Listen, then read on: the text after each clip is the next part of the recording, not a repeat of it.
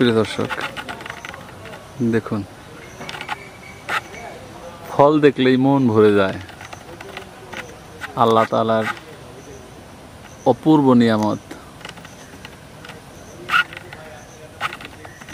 মাশাআল্লাহ।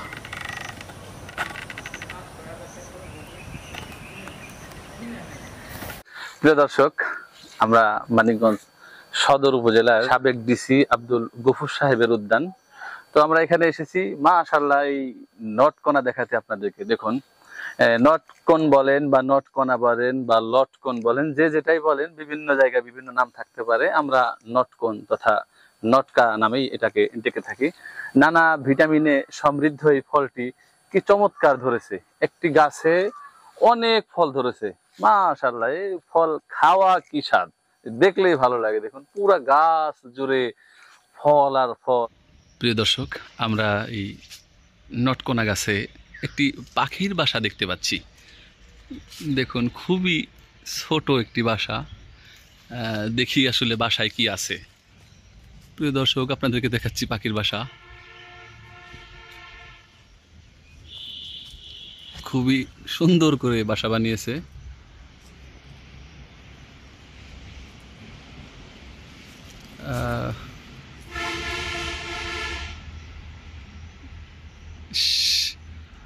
বাসাটি ফাঁকা,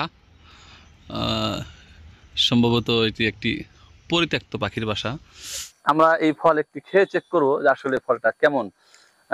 মাশাআল্লাহ, একটি ফল আমরা খেয়ে দেখতে চাচ্ছি আসলে ফলটা পাকছে কিনা। যখন এই ফলটা পাকে তখন এই অংশে, যে অংশে এখন মাত্রই হলুদ শুরু হয়েছে, এটা পুরাটা হলুদ হয়ে যায়, তখন হলো এই ফলটা পরিপূর্ণ পেকে যায়।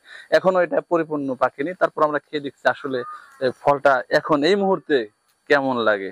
প্রিয় দর্শক, বাজারে হয়তো নটকন কোথাও কোথাও উঠবে, কিন্তু এগুলোতে কোনো ফরমালিন নাই, কোনো মেডিসিন নাই। যেহেতু নিজস্ব বাগানে চাষ করা, এগুলোর গুণই অন্যরকম হবে। দেখুন মাশাআল্লাহ, মিষ্টি এখনো।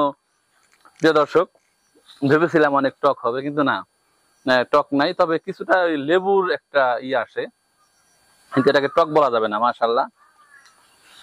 প্রিয় দর্শক, চলতেছে এখন বৃষ্টির মৌসুম, মাঝে মাঝে বৃষ্টি হচ্ছে। আপনারাও আপনাদের বাড়িতে ফল ফলাদি সহ বিভিন্ন গাছগাছালি লাগাবেন।